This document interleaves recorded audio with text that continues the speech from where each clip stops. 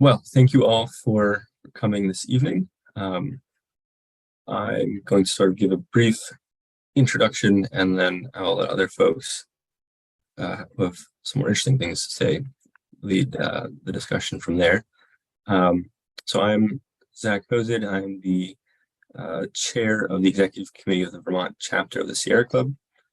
I've been serving with the executive committee of the Vermont chapter for 3 years now. I've been in the chair role for about 3 months, and very proud to be a part of this organization. It's a predominantly a volunteer-based organization. We have Rob is our one staff person. All the rest of the work that we do, including the executive committee, is all volunteer-based. So we're all very dependent on the work of the volunteers and the interest of the volunteers and the expertise that we bring, and very thankful for all the work that Rob does and is able to do, including all the work in putting this on. Good example of effort of some staff time and a lot of volunteer hours. If folks are interested in becoming more engaged in the Vermont chapter of the Sierra Club, feel free to reach out to myself or Rob or others. We're very interested in having folks involved. Again, we are part of the club is volunteer, an opportunity to really use this platform and this organization to voice the concerns and the ideas and do the work that you're interested in doing to help our planet and help your community. The big things we are working on currently is our transportation work, energy work, and we do political work that we have. Our political committee will get going again soon. If anyone is interested in any of those things in particular, let us know. We can definitely plug you into things very quickly. If there's other things that you're particularly interested in or have questions about, again, feel free to reach out to us. And with that, I will not take up too much time, and I'll let Rick take it from here. So, thank you all. Thank you so much, Zach. And hi, everyone. My name is Rick. I use he, him pronouns. I'll be facilitating our call today. We're going to go pretty quickly, 5 minutes per topic as we go through a whole bunch of things. And I'm going to ask if you have questions. We have the final quarter hour up until 8 o'clock devoted for questions. So I ask that you would write those down on the side or make note of them. And then when we get to the end, we'll have all the questions and have a big discussion. So with that, I'm going to hand it off right away to Rob. You already heard introduced, the staff person for the Sierra Club here in Vermont. Take it away, Rob. Yes, thank you all. Thank everybody for joining. Basically, as the lead staff person for the Vermont chapter, I've been exclusively really working on transportation issues for the last couple of years. So I'm going to give a brief kind of overview of where we're at and where we were from the legislature this year. Basically, you look at it, the transportation budget depends of the year, but around $830 million, give or take some change, depends on the different areas. But there's a lot of work that needs to be done on transportation. And I want to actually lead off on here some of the process. Over the last couple of years, we have been able to successfully get alternative legislation introduced called the Transportation Modernization Act, the Transportation Innovation Act, and the Transportation Affordability Act. And I'm going to say what's really important about those three pieces of the legislation is, historically, the way the process works, every January, the governor proposes a transportation bill, and then the transportation committees respond to that. And it is so difficult to get things moving along within this huge bureaucracy of the Agency of Transportation. So what we kind of did was, working with those particular legislators, we created this alternate bill to kind of move those issues forward and say, hey, this is what we see as a priority. So it gave the opportunity for a lot of ideas to start percolating through the legislative process. Now, I want to kind of just flag here quickly, the members of the Transportation Committee have a lot of power into driving that conversation. So first off, the transportation bill always starts in the House, and we were fortunate to have, I think, a very competent new chair, Sarah Coffey. However, this year, she was a brand new chair, and a couple of the other committee members were brand new to the committee as well. So if you see Phil Pouch from Heinsberg, Kate Lally from Shelburne, Leonora Dodge from Essex, and Scott Campbell from St. Johnsbury, those were all new members to the Transportation Committee. Even though all of them are dynamite champions on climate issues, they had a steep learning curve. But then as well, flipping it over to the Senate committees is a much more challenging issue. We have Senator Dick Mazza, who has been the longtime chair. And kind of anybody who doesn't know Dick Mazza, he has a classic Corvette collection.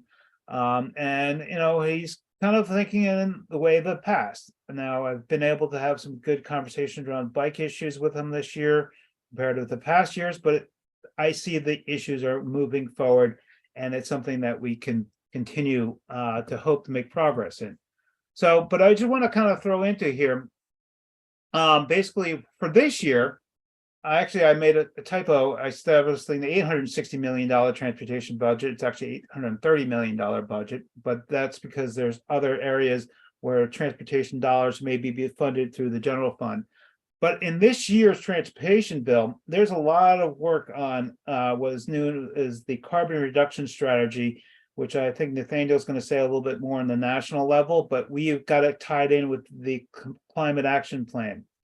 Then there's also movement around complete street strategies. And for those who don't know about complete streets, it's basically a policy that gets our roads to be pedestrian and bike friendly and vulnerable user friendly. And that's basically a requirement that the state adopted years ago, but it's optional. It's not mandatory. And we're trying to push to make these programs mandatory so actually all our roads are safe. The bill continues all the EV incentive programs, including a new EV and fleet incentive. So there's $500,000 towards businesses to help them, encourage them switching their EVs for their fleets. Continues the e-bike incentive program. For those who are interested in buying an e-bike, then probably the next month they're going to be relaunching the program, and you'll be able to possibly get an e-bike to take off those shorter trips. Carl may say a couple little things more about that.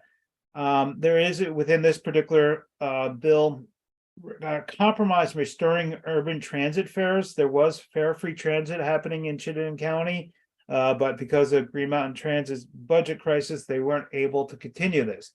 And I'm going to talk a little bit more on that in a second. And then also this current bill asks for VTrans to explore a bike corridor along US Route 5.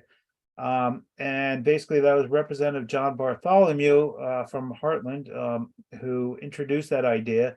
And it's just to kind of get the idea of like, let's make these roads even safer and use it as a regional planning as tourism. It's good for business. It's good for the making our roads safer. So it's a helpful thing. But that's kind of the shortened story of that particular bill. There wasn't as big splash as some of the other years, because the other years, actually, I want to go to other year. 1 second. Actually, I made a mistake here. And the other years, we were able to get over $8 million for incentives for new EVs. There's the Mileage Smart program, which would get used EVs. There's also the Replace Your Ride program. There's continued program dollars for electric vehicle supply equipment. That's basically the charging infrastructure. So there's a lot of money that's percolating through these different programs, but they're not exactly right at the top of the list. Because you look into the transportation budget, as I said, it's $830 million. There's $2 million for parking ride programs. There's $13 million for bike and pedestrian facilities. So it's just kind of, I just want everybody to flag that as being something that is happening within our transportation sphere, even though we haven't had a big grandiose policy that was implemented. These are programs that are continuing, and basically the Agency of Transportation is moving along in that particular direction. But then I want to kind of highlight on here some of the shortfalls that were from this. And basically, there was a really great grant program that was created a few years ago, and the transportation bill this year only includes $500,000 for that particular bill, that program. Even though we've heard that there's demand that can meet up to $10 million, but we, as an advocacy community group, really should focus on alternative transportation programs that we as a community could see helping, because really that's where the new idea is. We're not going to be able to put a mass transit system that's going to be having a spoken hub where there's buses every direction, or major train routes, even though I know somebody here wants to push commuter rail. We're not going to get to like a major metropolitan city, but we're going to be able to do that. But another major shortfall is the e-bike incentive program. We were only able to expand the program to $150,000 compared to the size of the budget. That's a major opportunity we're missing on that, to give people alternatives to getting places. Then the other thing is we're also missing the kind of exploring about how we pay for transportation in the long haul. Basically, for those who've been following this issue, transportation, most of the transportation dollars comes from the gas tax and the federal government, but those funds are drying up. So we have to look at other structures, such as a fee-based or a cap and investment program, like the Transportation Climate Initiative. As I said before about complete streets, that's a good policy consideration, but we need a lot more work to be done on that to make it. I've seen some studies that basically say the number one impediment for people not riding is they're scared of the roads. And I've ridden on a lot of these roads around here, and there's like inches on the side of the curb, or there's massive gravel. So we need to actually continue that and have a kind of a bigger conversation about how we make sure all our roads safe. Then also, there's the Agency of Transportation proposed adding EV mileage fees. And basically their claim is EVs don't pay the gas tax, so they're not paying for transportation, which is a false dynamic, because EVs right now, as being a higher cost, actually pay greater in the purchase use tax, so they actually are paying taxes for the roads usage, even though they're not paying the gas tax. So that, but fortunately, the Agency of Transportation is proposing to come back to the legislature next year and not adopt anything till July 2025, because we've long stated at the Sierra Club that we shouldn't implement any fees on electric vehicles till we reach 15% of the market share. So those are kind of the shortfalls onto these things. But I just want to going to stop on here because we have some other people who are going to talk about some other issues. And then I'll come back on in a second to talk a little bit more. So, Rick.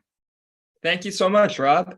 Next up, we have Carl. Carl's a member from the Upper Valley. He's on the transportation team, and he's going to talk a little bit about complete streets, state standards, e-bikes, and all fun things like that. Take it away, Carl. Hi, everyone. Thanks for being here. Cleaner transportation includes walking and biking. E-bikes in particular have the potential to be used for many trips, but there's a lot of work to be done, like Rob said, to make them accessible for more people. This year, the state transportation bill did include a bike and pedestrian facilities program that will fund 69 projects, such as scoping studies, new designs and improve signs. These include small-scale municipal bicycle and pedestrian grants and also safe routes to schools projects. As Rob said, the e-bike incentive program was reauthorized. It has higher limits this time around on the purchase price to allow inclusion of more cargo bikes in the program. The program was also made more income sensitive with larger incentives going to lower income purchasers. There's also no limit on the incentive for a purchase of an adaptive type of e-bike. However, as Rob said, the program needs to be funded at a much larger amount and will most likely run out of funds quickly. And for owners of vehicle fleets, the Electrify Your Fleet program provides up to $2,500 in purchase and lease incentives for EVs. And this includes e-bikes and also adaptive e-cycles. As the safety and comfort level of our streets also needs to be improved for bicyclists and pedestrians. Vermont's had a complete streets law since 2012, designed to make streets usable by everyone. However, the guidelines have not been used on very many projects. We've continued to push VTrans to use the guidelines more often, and we're also starting to make plans for updating of the codes used for state highway design, the Vermont state standards, which will be happening in the next couple of years. And finally, there's been an exciting proposal in this legislative session for a bicycle corridor along Route 5 from Massachusetts state line to the Canadian border. This is an important route for bike and pedestrian access because almost all the core destinations in the Connecticut River Valley were historically settled along the river in what is now Route 5.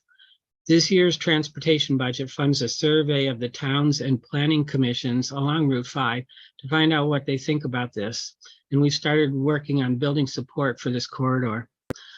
So that's some of the bike and pedestrian news we've been working on. We're talking about having a bike ride, group bike ride or two this summer. And if you're interested in that, please contact us. Thanks for your support. Wonderful. Thank you so much, Carl. Next up, we have Nathaniel. Nathaniel is on the national staff with the Sierra Club. He's going to talk about Clean Transportation for All initiative, as well as some other opportunities for carbon reduction. Take it away, Nathaniel.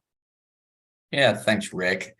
I'm Nathaniel Schoaf. I'm a senior attorney within our environmental law program. I'm based here in Montpelier and have been for about the last 4 going on 5 years.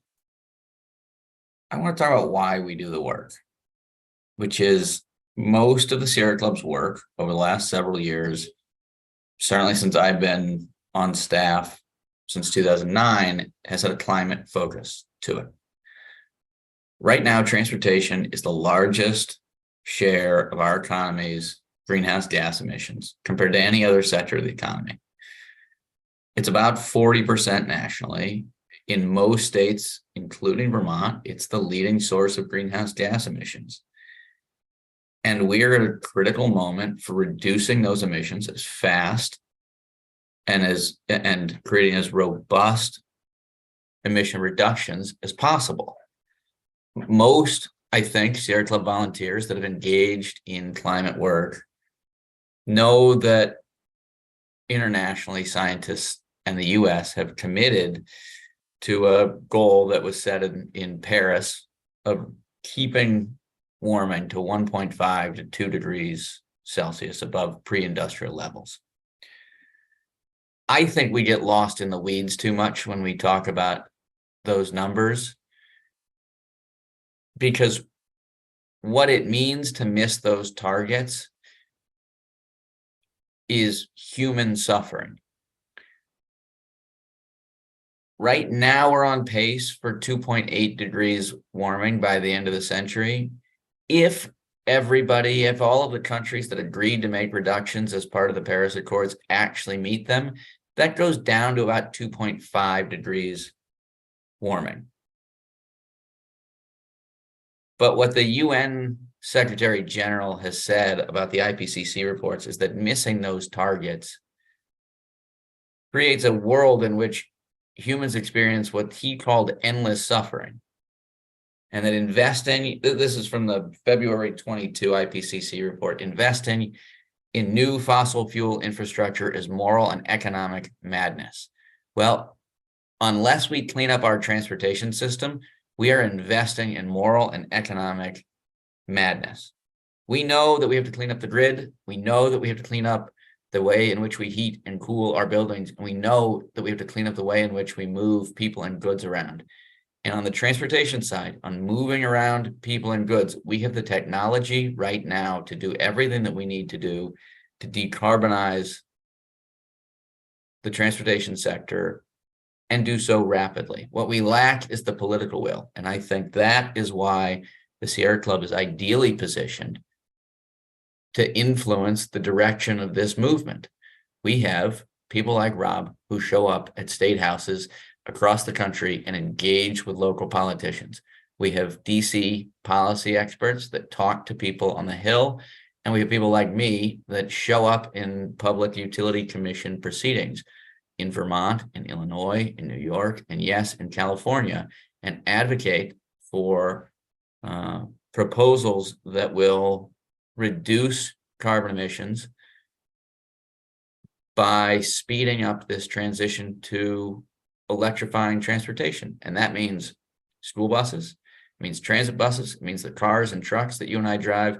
And yes, it means heavy duty buses and heavy duty work equipment and the 18-wheelers that ship our goods in between states. And when we do that, there is an economic case on a total cost of ownership when you factor in fueling versus electricity costs and maintenance, even with a higher purchase price. There is certainly a climate benefit from reducing greenhouse gas emissions, and there's a public health benefit. The reason that we want to electrify school buses is because the air inside school buses, because of all the diesel fumes, is worse than the air outside of school buses, which means when you put your kid on a diesel school bus, they're inhaling air that is dirtier than the air that was just outside the bus when they got on it, right? Improving transportation electrification options for people and families and communities makes a difference. You can measure that difference in cases of asthma. You can measure that difference in days off of work, and you can do it in number of ER visits that have to be made, right? These are real world impacts that you and I and our neighbors and our communities feel. But big oil, even if it will quantify what those impacts are going to be, they're never going to be the ones to pay for it. So let's talk about very quickly how we can make change.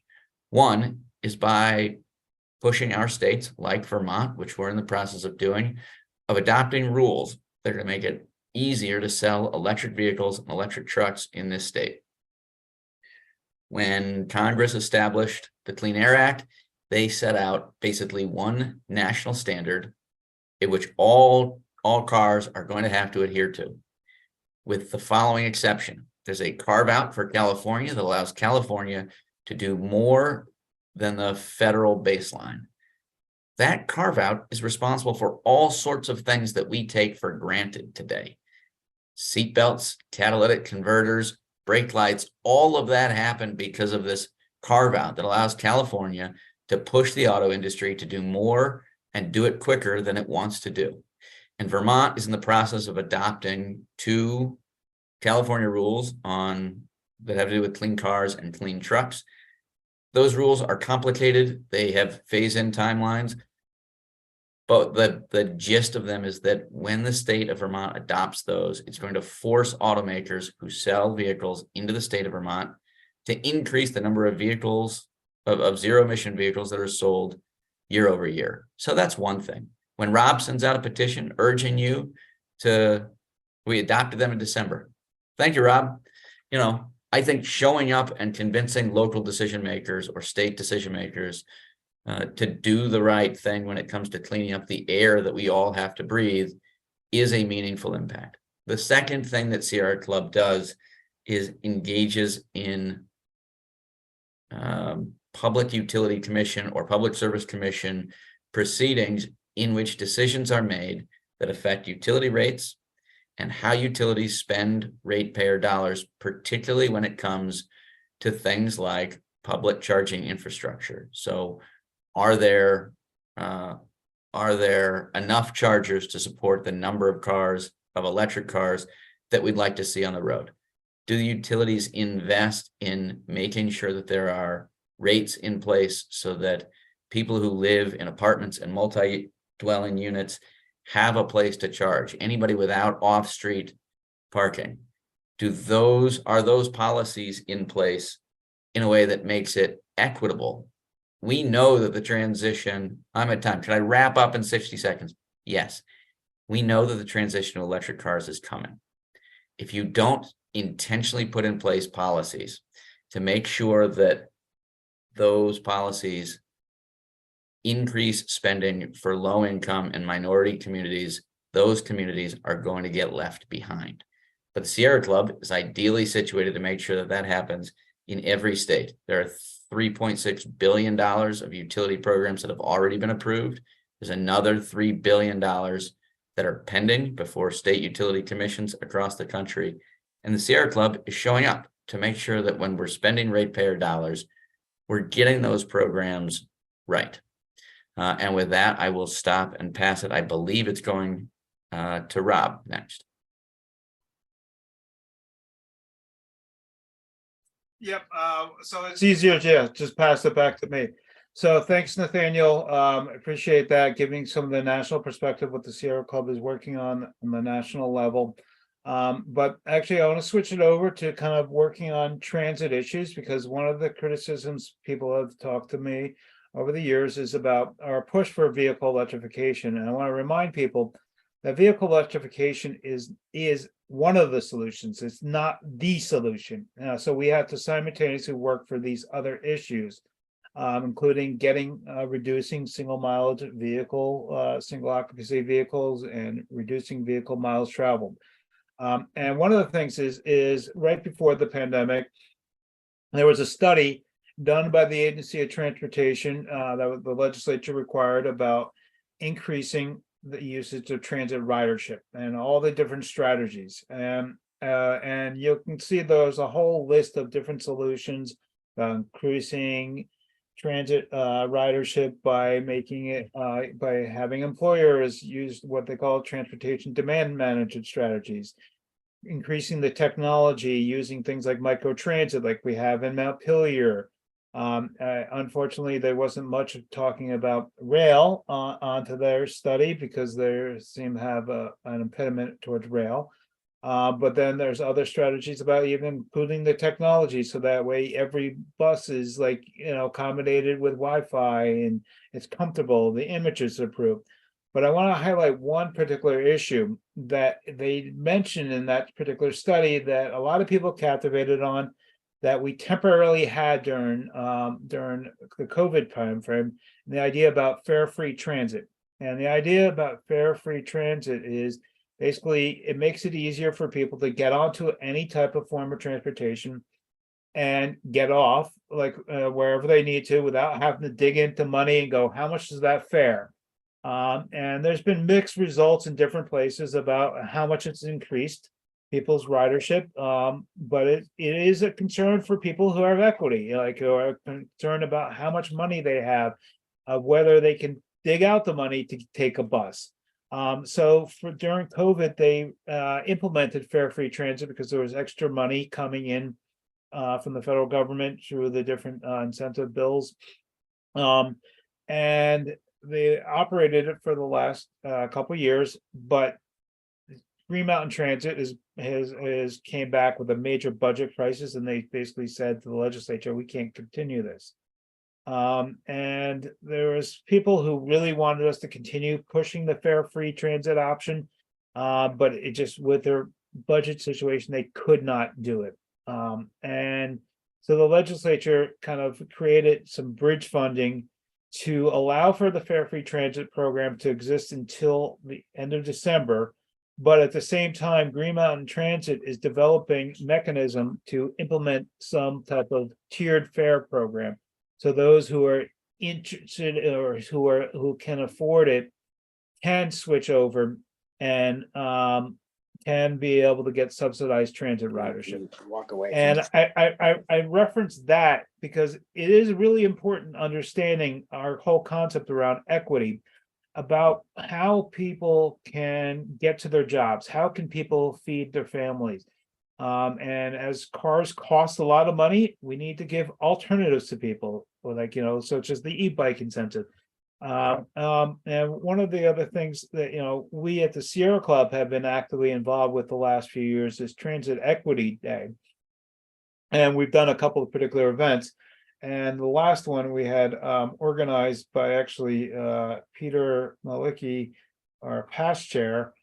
So Rick, I'm just going to pass it over to Peter to talk about Transit Equity Day. It's easier to do it that way because he was one pushing our conversation last time. So Peter, can you give a reflection why the Transit Equity Day program was a really important discussion for us to have? Sure thing, yeah. So Transit Equity Day isn't actually just a Sierra Club event. It's a national dialogue that is held across different environmental activists, transit activists who are trying to talk about the dialogue related to what transportation means in the context of how we live our lives. When we think about moving from place to place, what does that mean? For many of us, it involves a car. But for a vast majority of people who don't have access to that vehicle, whether it's because of financial reasons, reasons based around culture, based around circumstance, we need to be able to provide them with the ability to move in society. Because without that, many times opportunities across the board just shrink away without the ability to easily move yourself from place to place. And this can be especially sharp in a rural state like Vermont, where we don't really have concentrated urban areas. This is actually something that Randy Shoemaker talked about while we were having this dialogue. He's with the Southeastern Vermont Transit, and he was discussing their ridership program that was seeking to connect the Hannaford area. Amanda Carlson with Capstone was also involved, and she was discussing a new initiative to sort of put together a municipal taxi service. Think of it kind of like an Uber situation for your community, where people can use ridership apps and connect with fellow people who are trying to get groceries or go to a doctor's appointment, but they don't have access to a vehicle at the moment, or perhaps need help because of circumstances related to age, translation, and on that note, we also were speaking a lot with Madeline Sharo from Migrant Justice. The first way that I at least got involved with this work was through our 2020 or 2021 Transit Equity Dialogue.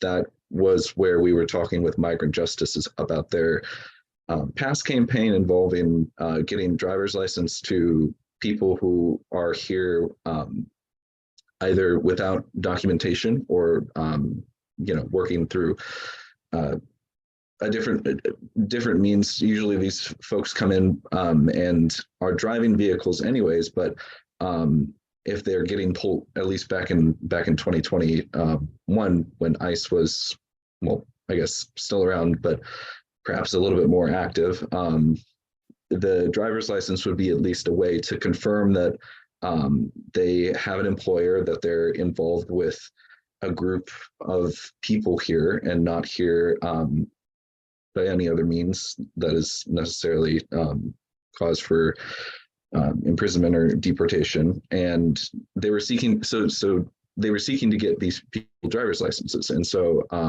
I thought that was really a cool thing, and we brought them on again to talk about that work. And one of the big things they talked about going through, at least right now, what their work is, the Milk for Dignity campaign, which is seeking to get fair wages for folks who are working in the dairy industry across Vermont.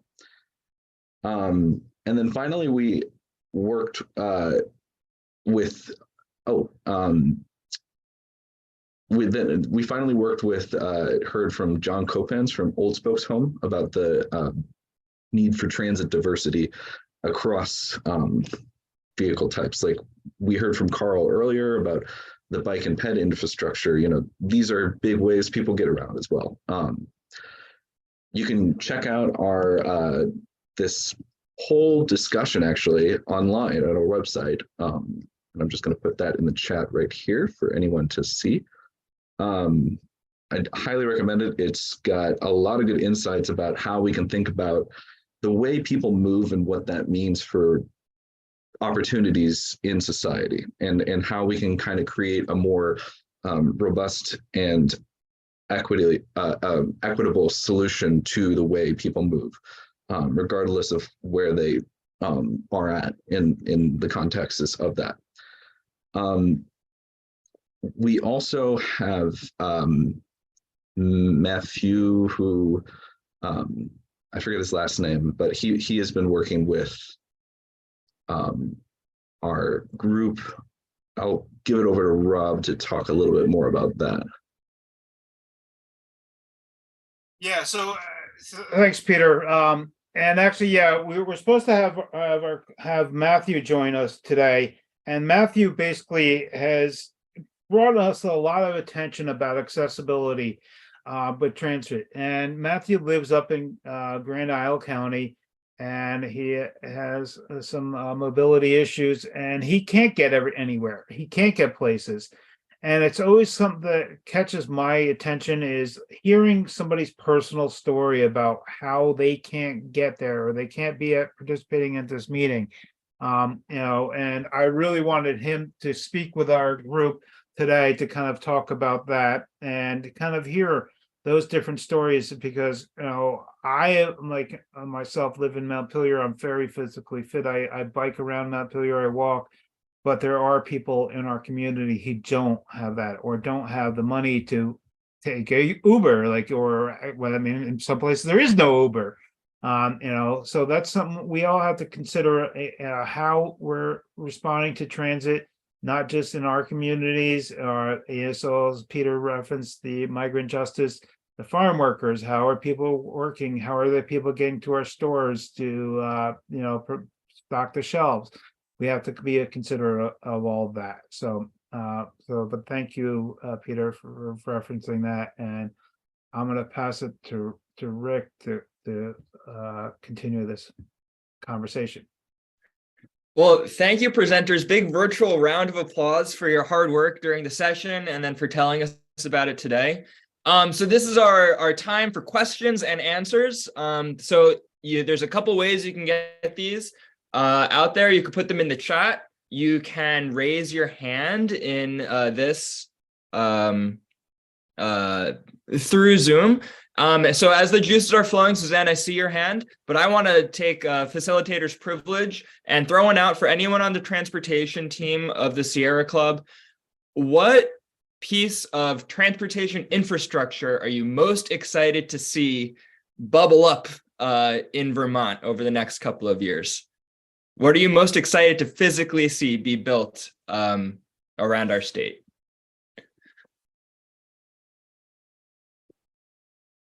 I have an answer, Rick. This is Nat, which is public charging infrastructure for electric vehicles. Extraordinary answer. And with that, I think the first hand I saw was Suzanne. Suzanne, would you like to ask a question? Yeah. It dawned on me, how are EVs going to be taxed for road care? Are they going to be taxed? And if they're not taxed, it's not really fair to up the tax on the gas for people who have EVs. So what are the things being proposed to pay for road repairs? Yeah, so Suzanne, basically what's happening is the agency of transportation created a working group that was their hand-selected working group of people that thought like they did, and they came up with the solution to replace the gas tax was a mileage-based driver's fee. And basically it would be every year, the thought process is every year when you went and got your car inspected, the person inspecting the car would take a look at your mileage report, submit it to the state, and then you had to pay a tax based on that. Now, that is so many flaws with that because we never know. First off, how are people paying who come into the state of Vermont? What about people who are right at this, or like live in Brattleboro and drive into Massachusetts on a regular basis, and they do most of the driving out of state? What about the people who are really dependent on their cars, have to pay a higher fee because they're putting more mileage, even though they may be having a more efficient vehicle? So this is going to have to be explored further of how this is worked out. The Sierra Club, we've fought this for a while, putting fees on EVs because we didn't see it as being productive fees on EVs because it's been used as a cost prohibitor, making it more challenging for those who are driving. And we basically long said it had to be not implemented until it was at least 15% of the market share. Ideally, we'd like to see funding solutions go across the board. That would be like combination of maybe a registration fee, a combination of a progressive tax or something, some other solution. So that's, it's going to be worked out, but we're going to have to basically pay for our roads, but we're going to have to rethink it and not just do it as the status quo. Thank you for the question, Suzanne, and Rob for the answer. David Bogan, I think you are the next one. Sure, it's David Ellenbogen, and I've been active with the Sierra Club for about 20 years, serve on the Transportation Committee, and I wanted to put out a suggestion and also a question. The suggestion is those of you who really care deeply about transportation issues and have an activist slant to you, and I think most of us do, I encourage you to serve on the Transportation Advisory Committee for your region. Every town in the state has or is entitled to one representative at the Transportation Advisory Committee for that region. We make recommendations to the Regional Planning Commission, and in many cases, we prioritize road projects. And I represent Calais in the Washington counties. We, among other things, will get plans submitted, as was the case for a remodeled intersection in Barry Town, where there were no accommodations made for pedestrians or cyclists. And we were able to say, what about complete streets? Aren't you supposed to at least consider pedestrians and cyclists? Go back to the drawing board. And they did. We also prioritize projects and make recommendations. The regional planning commissions throughout the state don't have a whole lot of time to deal with the specifics of transportation. Many towns have empty seats. Many towns like Calais has someone who would never show up. So investigate if your town has somebody. They may not. They may have somebody who's ready to step down. In my case, there was somebody who was basically transitioning out of state. So it's commonly referred to as the TAC, T-A-C. And I encourage you, if you care about pedestrian, bicycle, electric vehicle, mass transit, and so on, serve on your town, represent your town on the TAC. The question I have, and this may be for Nathaniel or other people with a legal slant, the Global Warming Solutions Act has some deadlines that the state is supposed to meet. We are not currently on pace to do that. Is the Sierra Club, I imagine Conservation Law Foundation will, are we prepared to sue the state if the standards of the Global Warming Solutions Act are not met? And I'll stop there.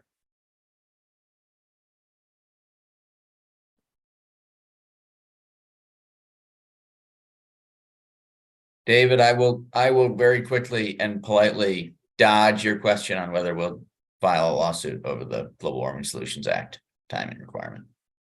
I don't know, but I'm happy to be part of that discussion. Yeah, so David, I'm gonna dodge it too a little bit, but basically in enacting it, when I was talking with folks at the Sierra Club national level, they basically inevitably told me, prepare for us not to meet our goals because no matter who is the governor, the political realities to reach the goals, you're gonna need a lot more work. So that was basically kind of the onus is behind the Global Warming Solutions Act was it was pushed the state to be liable for any challenges. But we're hoping that, with the legislators like we have, there is a legislator on here, that they follow through with these measures and adopt other things like, they adopted the Affordable Heat Act. Even Governor Scott and the administration adopted the clean car and clean truck rules. Now, we're going to need to do a lot more to reach those goals. So, but absent, I can't pledge on where we're going with lawsuits. And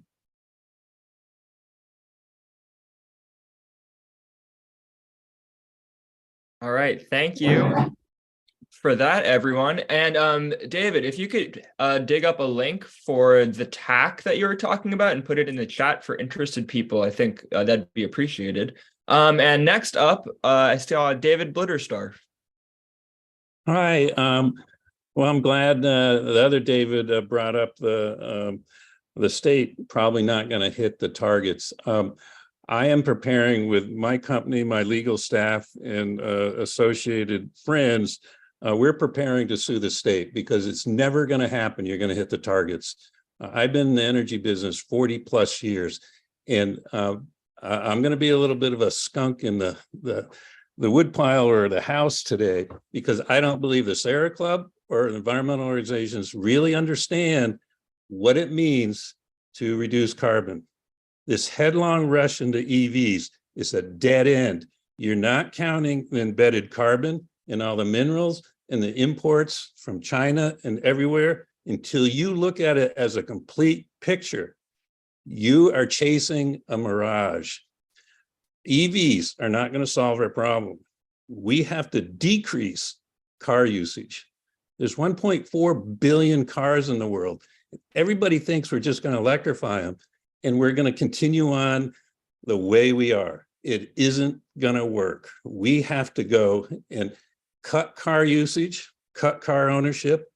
And the only way you do that is get rid of the subsidies for the car industry, the oil industry, and you have to tax and share and get to a net zero sum game of moving to transit, changing our lifestyles, where we live, how this all works.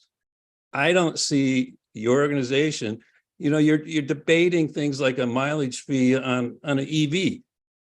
EVs have to pay the share of the roads because that's built-in carbon that's used every year.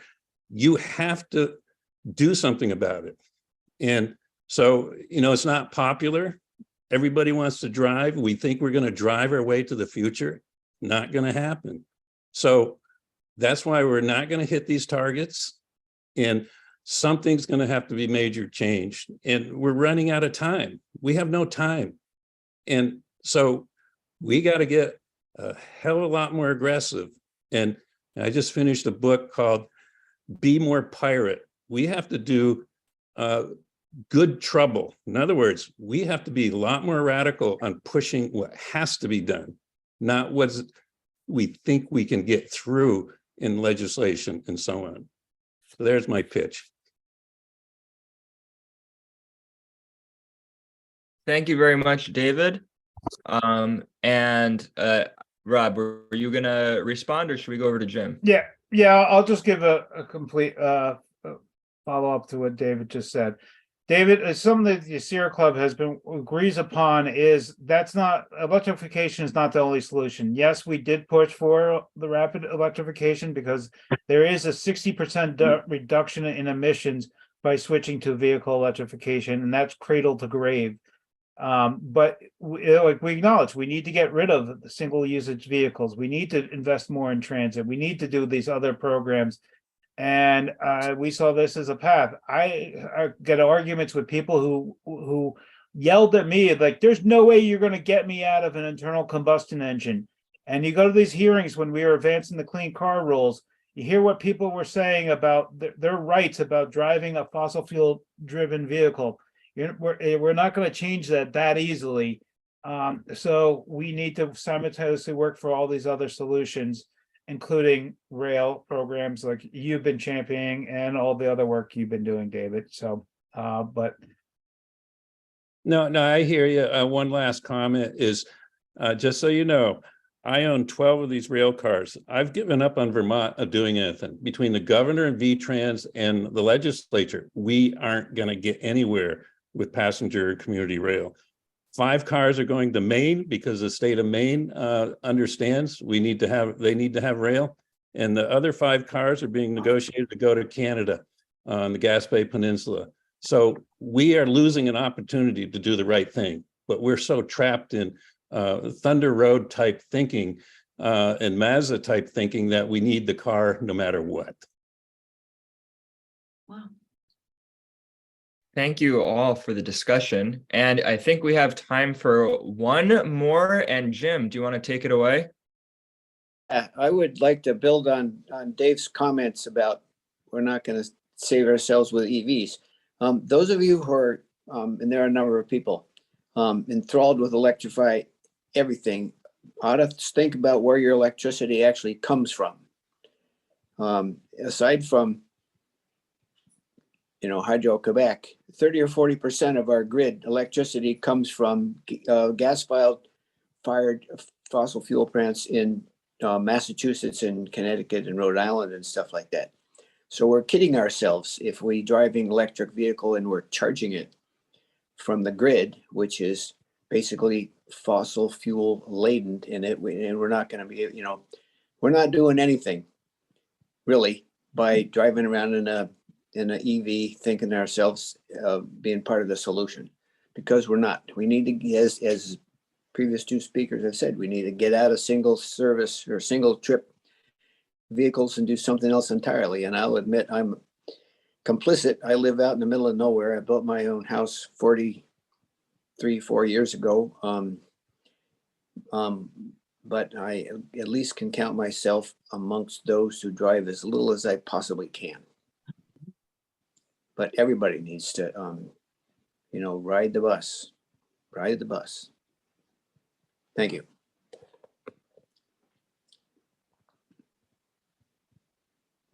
thanks, Representative Maslin, for your comments and your continued work on, he's always coming up with different ideas that we should implement the legislature, and he knows the legislative process is not the easiest. And we appreciate your work on there. I'd say I talked to Dave Bittersdorf when he first brought these bud cars to Vermont, that I was looking forward to trying to help in any way I can, but my pay grade isn't quite the level necessary to implement the solution, all by myself or with just a handful of people. So bud cars are great. Yeah, but I wanted to acknowledge one thing what was just said about the electricity grid. There is some other efforts happening in Vermont, particularly our last conversation we did was on the renewable energy standard, and there's major opposition from the utilities. We were able to get in a bill, a working group between the environmental community and the utilities to work on reforming the renewable energy standard, but that's going to be another serious fight, and it's going to be difficult for us to do. David, I see you unmuted yourself, and I know that's a topic you are quite passionate about, so I think we can allow you to say something before we close this. Yeah, the RES study bill is interesting. How they put the committee together.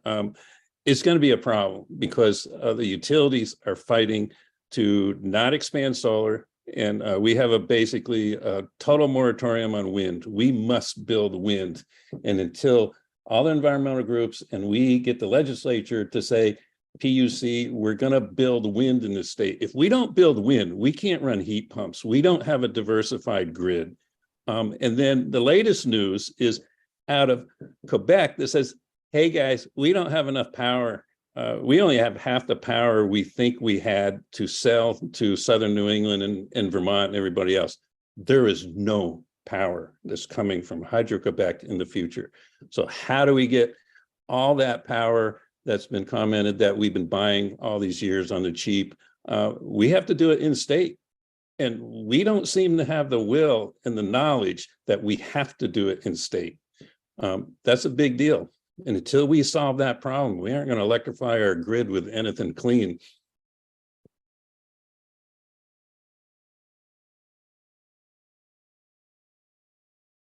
And so my ask is, I want everyone, the 21 people on this call, but also the thousands of claimed environmentalists, that we must build this stuff here.